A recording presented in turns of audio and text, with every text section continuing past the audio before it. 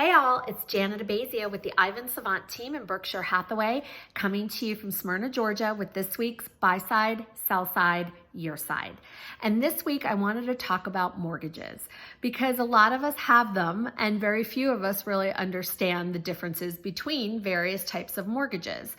So there are a wide variety offered by many different lenders, but I'm going to focus on the two most popular, which are a conventional mortgage or an FHA.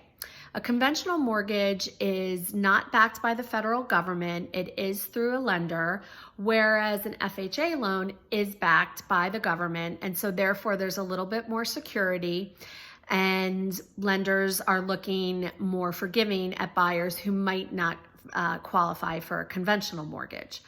To get a conventional mortgage, you need to be able to put down at least 3%. And you need a credit score of at least 620 and higher. You will not have to pay mortgage insurance. However, there could be fees involved if your down payment is less than 20%. The debt to income ratio for this one is 43%. So there are stringent guidelines, but when you make an offer on a home with a conventional mortgage, it is going to be viewed as very positive because there are not as many restrictions around what happens during the buying process, which does differ a little bit than an FHA loan. Now, an FHA loan is great for first-time buyers or anyone who's had situations where it's been difficult for them to save, a large amount of money to put as a down payment. FHA loans are generally 3.5% down, which is terrific.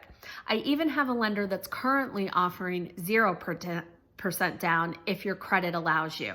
The minimum score for an FHA is 580, and so that is a little bit more forgiving, as is the debt to income ratio requirement, which is 57%. So you can have more debt and still qualify for a loan.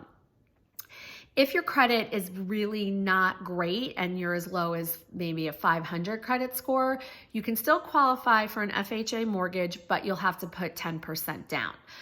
It also does require mortgage insurance. It'll be 1.75% right up front, and then you pay an annual premium that can vary. The issue with FHA sometimes in deals is it's not generally as desirable to sellers because it allows for like a longer appraisal period, and there are concerns about the buyer getting through the financing contingency.